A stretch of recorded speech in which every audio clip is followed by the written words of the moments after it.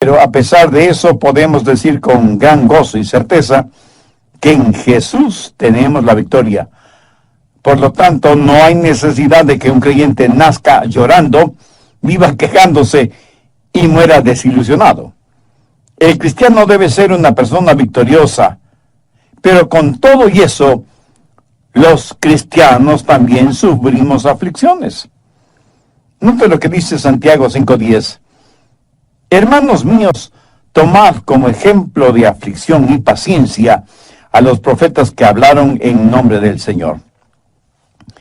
Es evidente que los profetas sufrieron aflicciones. Verso 11. Y aquí tenemos por bienaventurados a los que sufren. Habéis oído de la paciencia de Job. Usted bien sabe la historia de Job.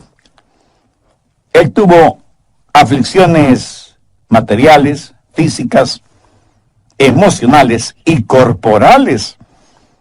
Los problemas de Job fueron proverbiales. Así que el asunto de salud es un asunto complicado. Al respecto, veamos algunos puntos importantes. Primero, la causa de la enfermedad. ¿Por qué la gente se enferma? Las causas son muchas y variadas. Algunas personas se enferman debido a su pecado. De hecho, seguramente nos sorprenderíamos al saber cuántas enfermedades físicas son el resultado del pecado. Busque 1 de Juan 5:16. Si alguno viere a su hermano cometer pecado que no sea de muerte, pedirá, y Dios le dará la vida. Hay un pecado que es de muerte. Ahora, sin adentrarnos en todas las ramificaciones teológicas de este versículo, sencillamente quiero que note que algunas personas mueren debido a su pecado. Y Juan aquí no está hablando de muerte espiritual, sino de muerte física. Busque 1 Corintios 11:30. Por lo cual hay muchos enfermos y debilitados entre vosotros, y muchos duermen. Cuando Pablo dice duermen, pues no se refiere a la acción de dormir, sino al hecho de estar muerto. ¿Pero qué quiso decir con eso? Que debido a sus pecados se enfermaron. En otras palabras, muy frecuentemente, nuestra enfermedad es el resultado directo de nuestro pecado. Dios ni siquiera tiene que juzgarnos porque nuestro propio pecado nos juzga. Por ejemplo, los alcohólicos se intoxican con lo que beben. ¿Sabe usted lo que es un tóxico? Pues es un veneno. Y si una persona está intoxicada, quiere decir que se ha envenenado ella misma. Esa es la razón por la que muchas personas, cuando se intoxican con licores, vomitan. Tal pareciera que sus estómagos tienen más sentido común que sus cabezas.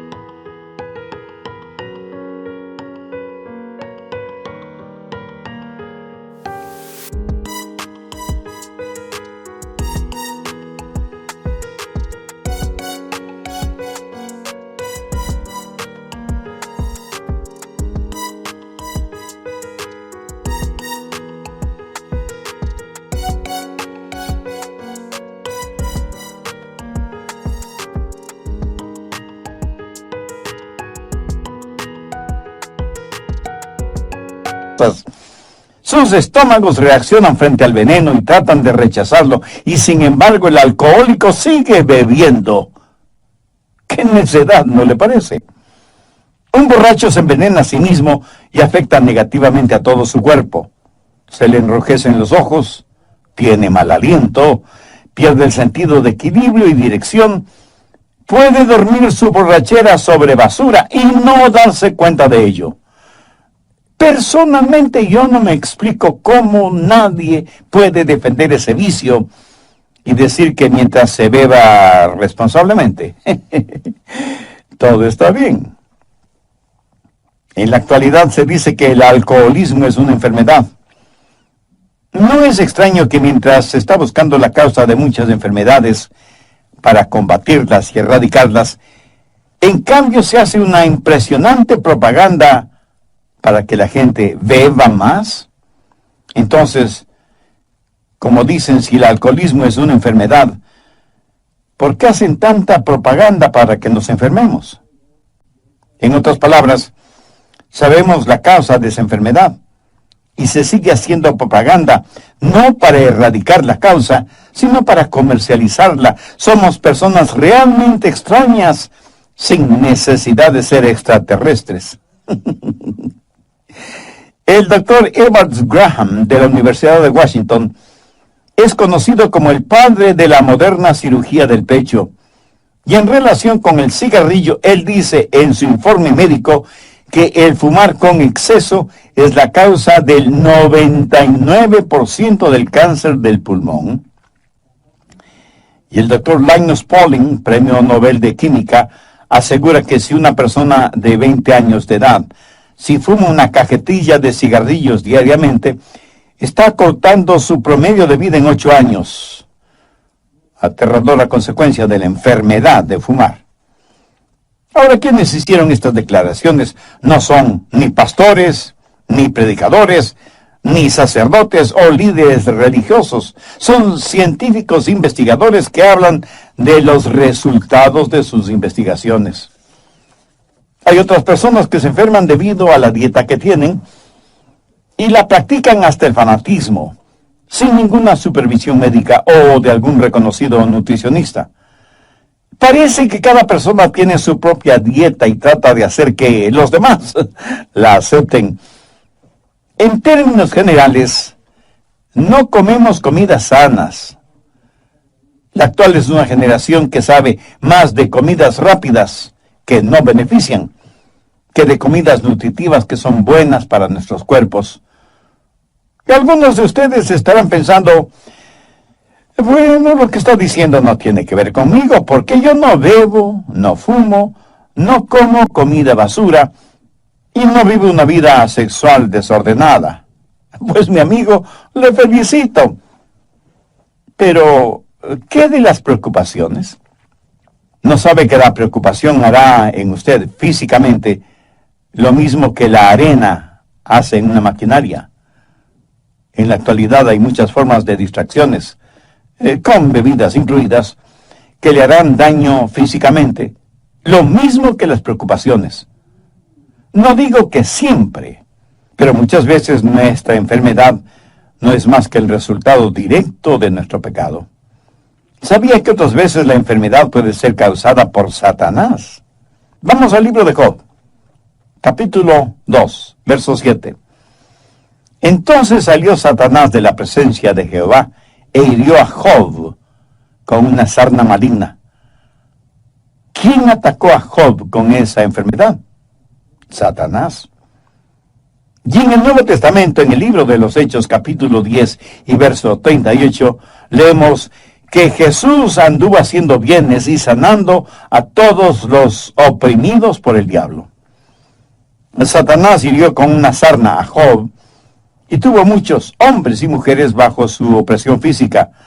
La opresión satánica se tradujo en enfermedades físicas. Así que algunos están enfermos debido a su pecado y otros están enfermos debido a Satanás. Ahora escúcheme atentamente. Algunos están enfermos porque Dios permite esa enfermedad con un propósito especial. No es que Satanás lo hace, o sea, el resultado de algún pecado en particular. En la Biblia muchos de los santos de Dios padecieron enfermedades, y el ejemplo clásico es el del apóstol Pablo.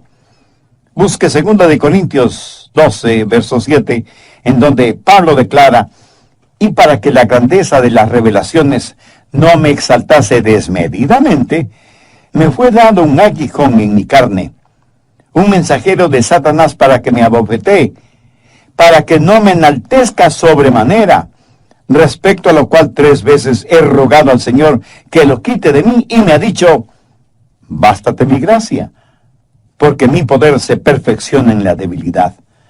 Por tanto, de buena gana me gloriaré más en mis debilidades, para que repose sobre mí el poder de Cristo.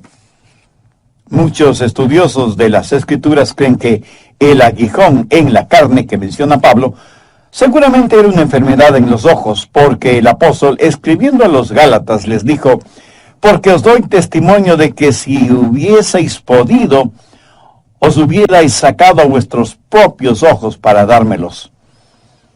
¿Por qué Pablo no fue sanado de su enfermedad? ¿Es que acaso su fe era débil? No lo creo. A lo mejor Pablo estaba fuera de la voluntad de Dios. De ninguna manera. Dios tenía un plan específico y sobresaliente para Pablo. Por un momento quiero que veamos 2 Timoteo 4:20. Aquí Pablo menciona a Trófimo, que estaba sumamente enfermo. Y el apóstol dice: Erasto se quedó en Corinto, y a Trófimo dejé en Mileto, enfermo. Pablo, el apóstol, tenía poder para realizar milagros de sanidad. ¿Piensa que Pablo dejó a Trófimo enfermo en Mileto porque no le importaba o porque la enfermedad de su compañero le era indiferente? De ninguna manera. Sencillamente la voluntad de Dios no era el sanar a Trófimo. Por eso Pablo lo dejó enfermo en Mileto. Veamos ahora 1 Timoteo 5:23. Este es un consejo que Pablo le da a su hijo espiritual Timoteo.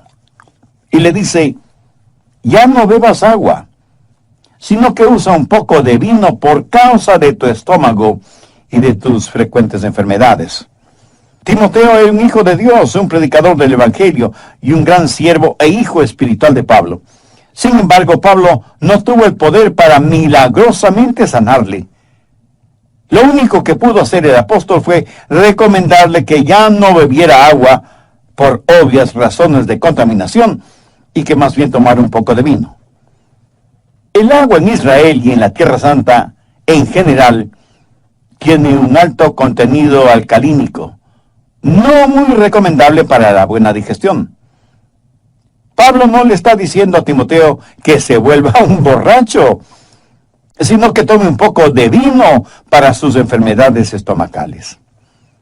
En el Antiguo Testamento, veamos 2 de Reyes 13, verso 14. Estaba Eliseo enfermo de la enfermedad de que murió. ¿Cómo murió Eliseo, quien tuvo una doble porción del espíritu que moraba en Elías? Murió porque ya no tenía comunión con Dios. Y por eso se enfermó. ¿Qué había hecho de malo? Al estudiar la Biblia descubrirá que Eliseo estaba en comunión con Dios y que aún estando en su lecho enfermo, hizo una de las más extraordinarias profecías bíblicas, y no hay ninguna indicación de que Eliseo estuvo enfermo debido a su pecado. Frecuentemente Dios tiene un propósito increíble cuando permite alguna enfermedad a sus santos. ¿Cuáles son esos propósitos de Dios en la vida de sus hijos por medio de la enfermedad? Segundo, para que experimentemos la gracia de Dios. Dios le dijo a Pablo: bástate mi gracia, porque mi poder se perfecciona en la debilidad. Tercero, el poder viene por medio del sufrimiento y la enfermedad. Pablo hizo un maravilloso descubrimiento, que por medio de la enfermedad podía conocer el poder de Dios, quien le dijo: mi poder se perfecciona en la debilidad. En otras palabras, Dios le dijo: Pablo, cuando estés lo suficientemente débil como para depender totalmente de mí, tendrás más poder del que nunca tuviste estando sano. Por eso es que Pablo dijo: por tanto, de buena gana me gloriaré, más bien en mis debilidades, para que repose sobre mí el poder de Cristo.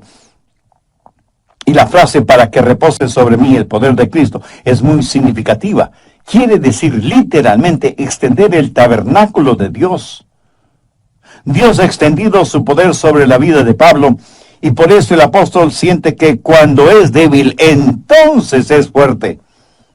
Pablo, debido a su enfermedad física, aprendió a confiar, a depender de Jesucristo. Pablo nunca dijo: bueno, si no me puedo curar, entonces debo aguantar. No, no, no, no. Su actitud fue, si Dios no me quiere curar, entonces debo alabar. Amén. Por eso se glorió en su enfermedad. ¿Alguna vez usted le ha dado gracias a Dios por su enfermedad, así como le da gracias a Dios por su buena salud? Piénselo. Cuarto, la productividad a veces viene por medio de la enfermedad. Cuán grandemente ha sido bendecido el mundo por creyentes enfermos. Y aunque no sea difícil el comprenderlo, Dios puede usar nuestro sufrimiento para bendecir a otras personas. Veamos 2 Corintios 1:6. Pero si somos atribulados, es para vuestra consolación y salvación. ¿No es eso maravilloso? Pablo está diciendo, mi aflicción es su consolación. Mi sufrimiento es su salvación. El resto del verso 6 dice, la cual se opera en el sufrir las mismas aflicciones que nosotros también padecemos. Recuerda que a Pablo Dios le dijo lo mucho que debía sufrir por amor de su nombre. La productividad a veces viene por medio de la enfermedad. Busque Juan 15, verso 2. Todo pámpano que en mí no lleva fruto lo quitaré, y todo aquel que lleva fruto lo limpiaré, para que lleve más fruto. Aquí la palabra limpiar significa podar. Cortar aquello que podía ser un estorbo en el crecimiento y desarrollo de los racimos. Y aunque es una operación dolorosa, es necesaria. ¿Necesita usted esa operación espiritual? No sabe por qué tiene la enfermedad que tiene. Pero aún mucho más importante que esto es, ¿cuál es su relación con Dios? ¿Quién es y qué representa Cristo en su vida? Si usted tiene dudas respondiendo esas preguntas, entonces usted necesita hacer una decisión espiritual ahora mismo. Un hombre estaba visitando un huerto de manzanas y vio un árbol tan cargado de manzanas que las ramas tenían que ser apuntaladas, y le preguntó al cuidador de la huerta acerca de la productividad de ese árbol.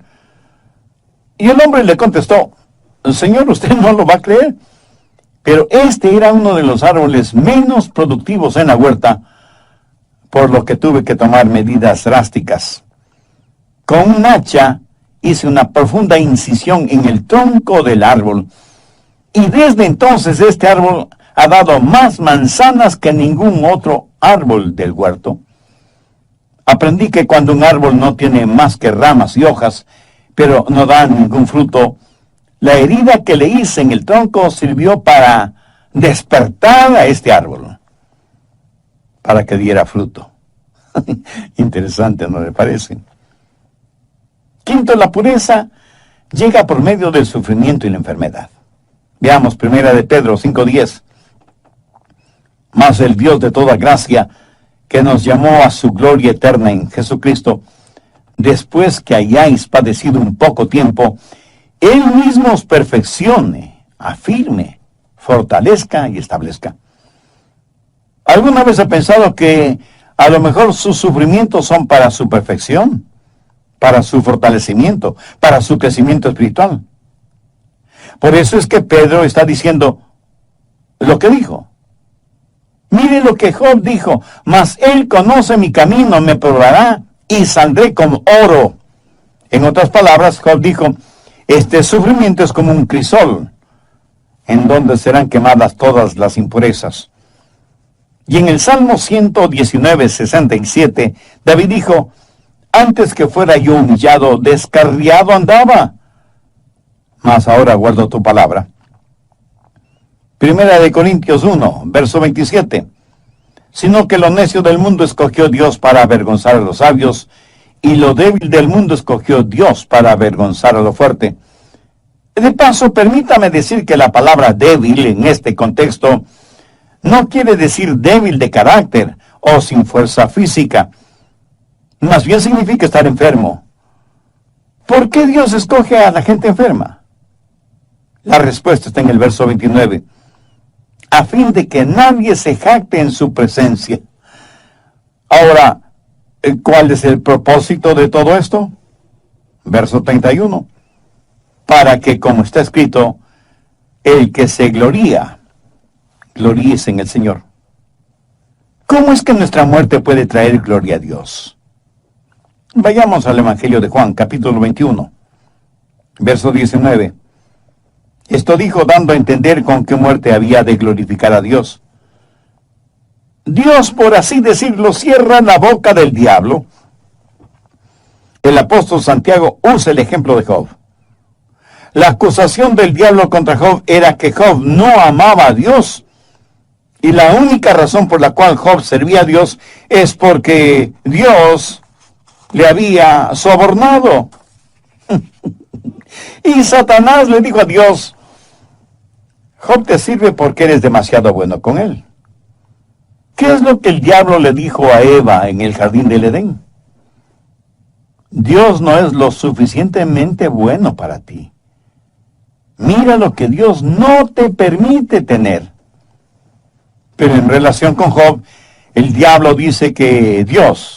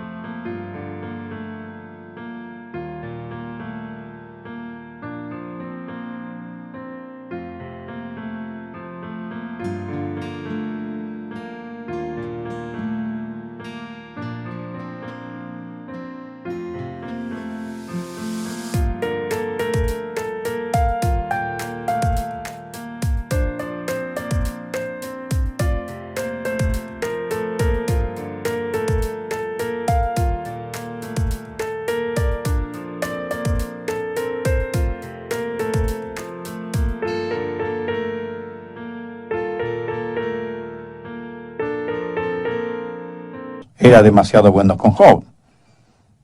Y Dios respondió al diablo, tú no conoces a mi siervo Job. Él no me sirve debido a las cosas que le doy o a lo que hago por él. Lo hace porque verdadera y sinceramente me ama. Para probártelo, Satanás, te doy permiso para que le quites todo lo que tiene, pero no toques su vida. Bueno, creo que todos sabemos esa extraordinaria historia, resumida en la clásica frase de Job, he aquí, aunque él me matare, en él esperaré. Aquí Job está declarando su total y absoluta fe en Dios. Muchas personas, incluso creyentes, profesan una fe condicionada. El Señor, si haces esto por mí, Dios, si me ayudas a conseguir esto o aquello. La verdad es que necesitamos una fe como la de Job, quien dijo, Señor, aunque me mates, te serviré. Eso, mi amigo, cierra la boca de Satanás. ¿No sería formidable que en nuestro contexto actual podamos decir, aunque no tengo buena salud, y aunque no tengo posesiones materiales, amo a mi Dios, y Jesucristo es real y suficiente para mí? Andrew Murray fue un gran hombre de Dios, y él escribió lo siguiente: frente a los problemas, un hijo o hija de Dios pueden decir, Dios me trajo hasta aquí, y es por su voluntad que estoy en este lugar. Él me protegerá con su amor, y me dará la fortaleza para comportarme como su hijo. Él transformará las pruebas en bendiciones, enseñándome las cosas que Él quiere que aprenda. Y finalmente, en su tiempo, Él me sacará de los problemas, como y cuando Él lo quiera. Ahora quiero que veamos algunas de las causas de las enfermedades en los hijos de Dios. No porque hayan cometido algún pecado en particular, sino porque Dios tiene un propósito mucho más importante. Sexto, la cura para la enfermedad. Santiago 5, desde el verso 13. ¿Está alguno entre vosotros afligido? Haga oración. ¿Está alguno alegre? Cante alabanza. ¿Está alguno enfermo entre vosotros? Llame a los ancianos de la iglesia y oren por él, ungiéndole con aceite en el nombre del Señor. Y la oración de fe salvará al enfermo, y el Señor lo levantará, y si hubiere cometido pecados, le serán perdonados.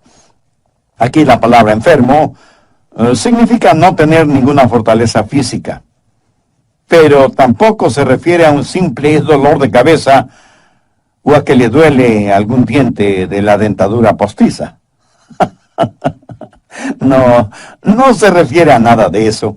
Aquí se habla de una verdadera enfermedad genuina, real, terrible.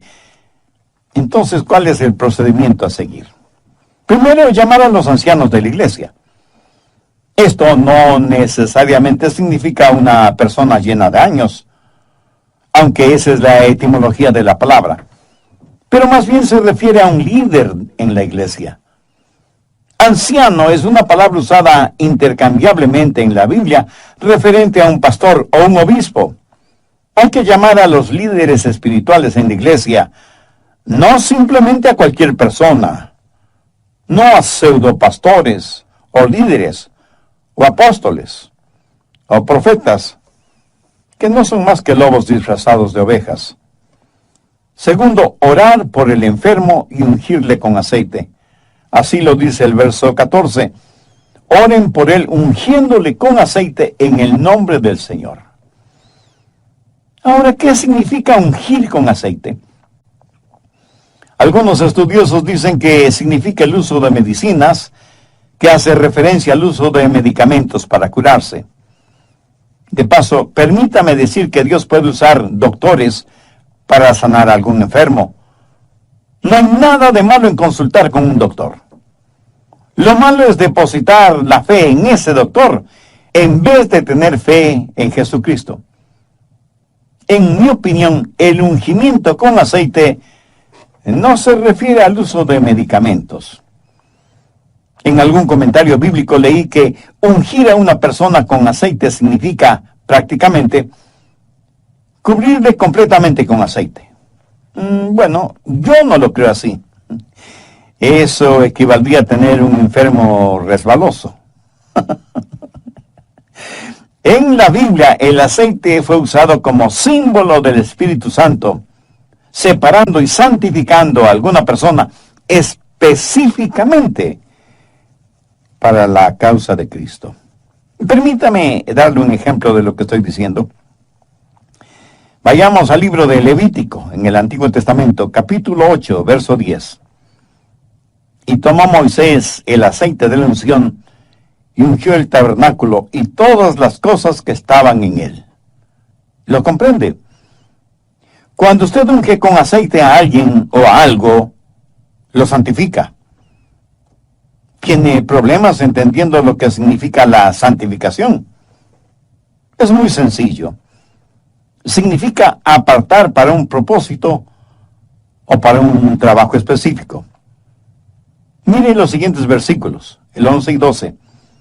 Y roció de él sobre el altar 7 veces, y ungió el altar y todos sus utensilios, y la fuente y su base para santificarlos, y derramó del aceite de la unción sobre la cabeza de Aarón, y lo ungió para santificarlo. El ungimiento con aceite es un acto simbólico, similar a la cena del Señor, o Santa Cena, o comunión, al bautismo por inmersión, o la imposición de manos.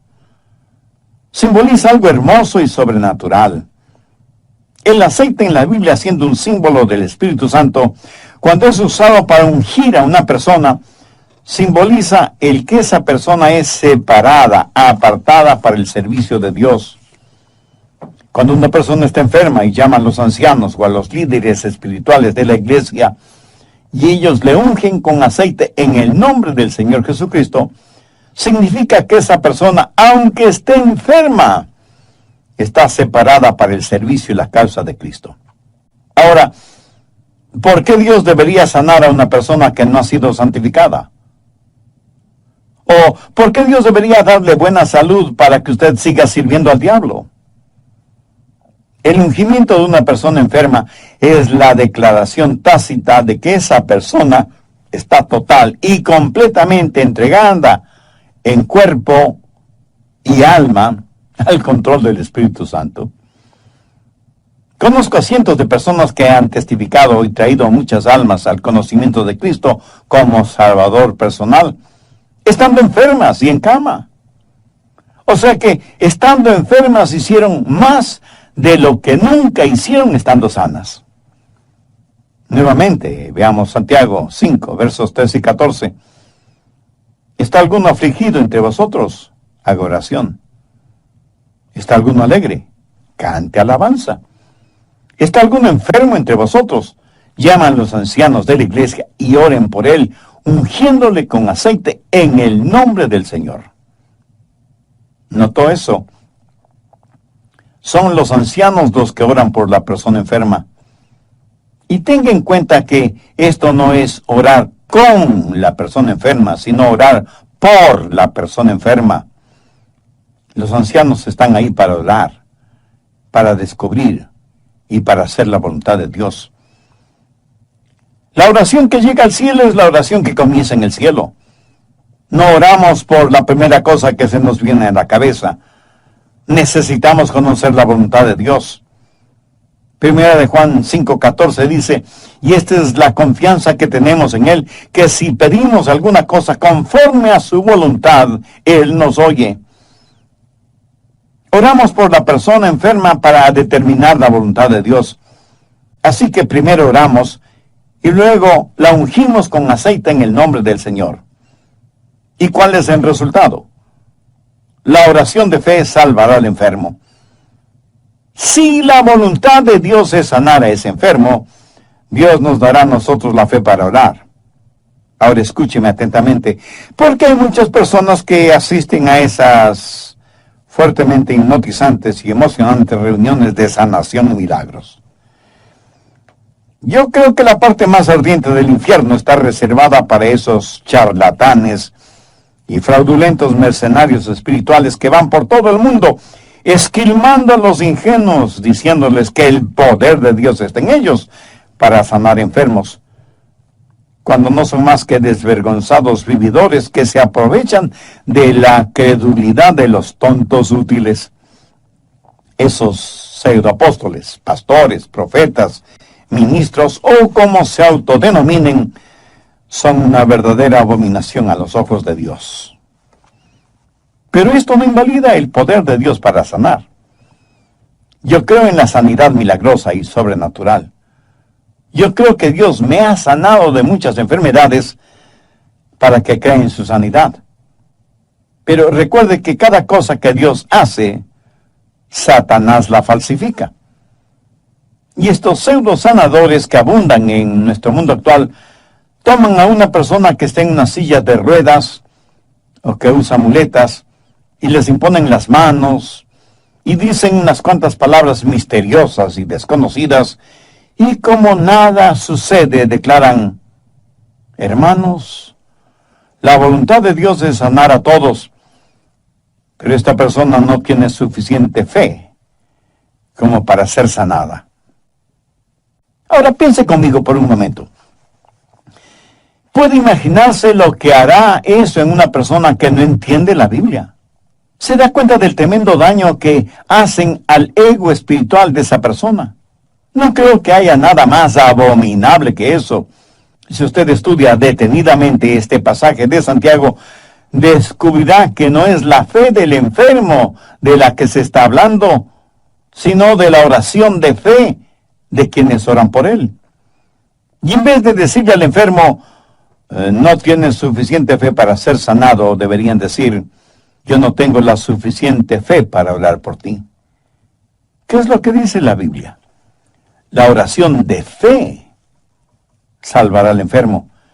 Pero no se refiere a la oración del enfermo, sino a la oración de los líderes espirituales, de los ancianos, por el enfermo. Cuando una persona ha sido ungida y santificada, esa persona ha sido apartada para el servicio de Dios. Y cuando se ora con fe buscando la voluntad de Dios, el Santo Espíritu de Dios honrará esa oración de fe. Esto lo sé porque lo he visto suceder. He visto cómo Dios ha sanado en forma milagrosa e instantánea. en respuesta a la oración de fe. Yo no tengo el don de sanidad. No lo tengo ni lo busco, porque ese no es mi llamado. Pero esto no quiere decir que no ore por los enfermos. Y he visto cómo Dios ha sanado, no a todos, pero a muchos de ellos. Y he dado la honra y la gloria a Dios, que es el único que puede sanar enfermos, si esa es su voluntad.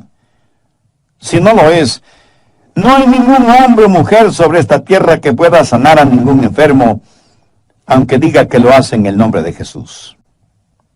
Al respecto, busque Mateo 7, versos 22 y 23. Muchos me dirán en aquel día, Señor, Señor, ¿no profetizamos en tu nombre? Y en tu nombre echamos fuera demonios. Y en tu nombre hicimos muchos milagros. Y entonces les declararé, nunca os conocí.